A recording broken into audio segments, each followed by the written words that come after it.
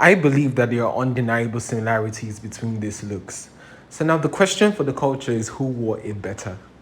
Because apart from the undeniable similarities like the leopard prints, the slits, and everything in the looks, another thing is the leg raises, the posture, the poses that Cardi is taking in these pictures is very similar, if not identical, to Nicki's.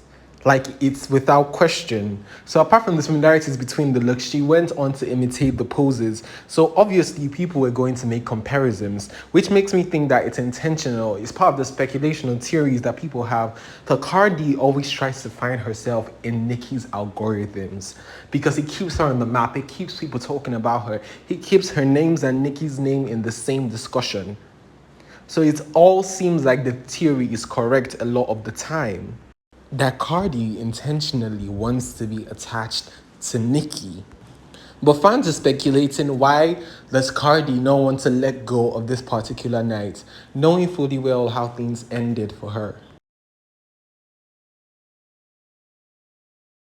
Yeah, it wasn't a very great night for Cardi. It wasn't her best night.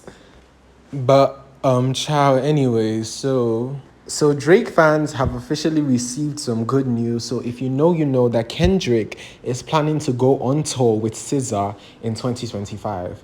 And I feel that was one of the first blows of Kendrick's tour, because people are like, why can't you tour on your own? It's just Big U, like you said on the record. Why can't you go on tour on your own? Why are you involving SZA in your tour? Like, on the record, he was basically saying that it's not a group project. He doesn't need anybody. So people are asking, why do you now turn to SZA to come on tour with you? Like, it's just Big U. You're the greatest rapper of all time. You should be able to tour on your own. But that was not the case. He's apparently touring with SZA in 2025. And now the ticket prices for the tour have dropped to 47%, almost 50%, like almost a 50% slash. It's like a belated Black Friday or something. Because if you know, you know that SZA is obviously one of the biggest R&B artists out right now, if not the biggest. She's one of the biggest R&B artists dropping music right now. So now the question is, why do you need an artist of SZA's power or SZA's repute to back you up on tour? SZA could tour by herself. You should be able to tour by yourself. So why are you bringing SZA on board? But yeah, and now the price slash was basically a double blow on top of that. So do let me know what you think in the comment sections, whether Drake fans are just laughing over nothing, or if you feel like this is a low-key L for Kendrick. So moving on, I feel regarding Nicki, you could get me to believe a lot of things if you prove them well, if you take them to that level where I can't argue with you, you could get me to believe certain things. But one thing I could never believe about Nicki, that nobody, not even Nicki herself, could get me to believe about her, is the fact that she writes her own raps. I don't know how that's ever a topic of debate. I don't know how that's ever brought into any conversation, the question of whether or not Nicki writes her own raps. Because the moment you hear Nicki speak, she speaks with the same aggression, in the same progression that she raps. And when she says those words that she has written down in rap, you could feel that this person wrote them. Because even when she goes on rants and she's angry and she's talking a lot, you can hear that it's the same person who is saying these things that also wrote down the raps. Like, it just perfectly aligns. It just perfectly makes sense. It all adds up. You can tell that there's a consistency. Like, there are things that Nicki would say that nobody else could ever say. So with Nicki, ghostwriting allegations are silly in itself. Like, they're silly in itself. But what's even more silly is the fact that people have for years, like for over 10 years now, been trying to push the agenda that Safari Samuels wrote Nicki's raps. Safari, the clown, no shade, wrote raps for Nicki of the quality and the intensity that she used to deliver and still delivers raps. Safari Samuels. Like, if you listen to Safari's music, you would know that this is complete bullshit. But people have ran with that lie for years, and thank God that Safari himself has come out to clear it. been in the media like controversy, like you helped her write her songs. Is that true? No, and I'm glad you asked me that because there's Yes. always people who be like, Yeah. oh. First, I never like I don't know if somebody took something I said or flipped or switched it. She is far more capable to do her own music, which she has and always does. If anything, I was a hype man because I was just always that cheerleader. Supporting her. I was that like, yo, did you hear what you just said?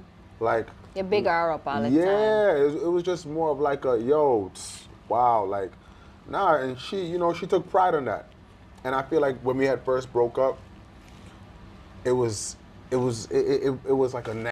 Hopefully, we've put that ridiculousness to bed and we can move on, like move on permanently and never look back. So I think the thing with Nicki is that the media never captures the positive side of her. They're always in a hurry to talk about bad things or talk about, oh, Nicki did this, Nicki did that, Nicki dissed this person, Nicki threw shots at, Nicki threw shade at, because that is the type of news that sells. That's the type of news that people tune into, the drama, the this, the that. But they never ever share about when Nicki does good, when Nicki does this and Nicki does that for certain people. For example, in 2017, when it was revealed that Nicki was quietly donating money to a village in India. So over time, Nicki has developed the habit of charity work and not necessarily coming to the media to share, oh, I did this, I did that, oh, I did this, I did that. So now, more recently, she partnered with Cleopatra, the rapper Cleopatra, to donate for Christmas for children, to give Christmas gifts to children.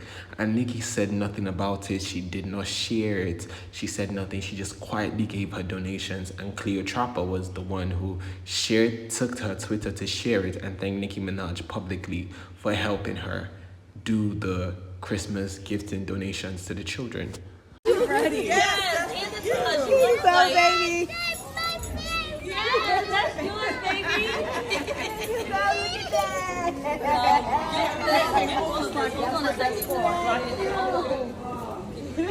It's a little happy. I don't know if she can carry it. It seems Cardi cannot quite get enough of Nicki because in the same week where she was accused of stealing Nicki's look that we showed in the first part of the video, that same week she went again to allegedly steal another look. And once again, it's just not the similarities between the look, it's also the poses. It seems that she is taking these poses intentionally because it's going to start a conversation. It's going to start a conversation about Nicki, Cardi, and put them in the same topics all over again. So once again, people are speculating that it is very much intentional on Cardi's part. So when Cardi would take this picture, she would caption it Daiki B. And if you don't know, a dyke is the very masculine woman in a lesbian relationship. So she's the male representing character in the masculine relationship. She's very manly. So Cardi basically put that caption there, Daiki B, under her picture because she was wearing pants and she was giving a masculine energy in the picture. So that stirred some reaction, and people were like, putting on pants doesn't make you a dyke. And one user would quote her tweet and say that bees put on pants and think they gender bending. And that particular post went very viral. And Cardi would respond to it saying, baby, I bend bees in real life. And people were so stunned. They were like, oh my God, did Cardi just come off the closet as bisexual? Cardi basically saying that she likes women now.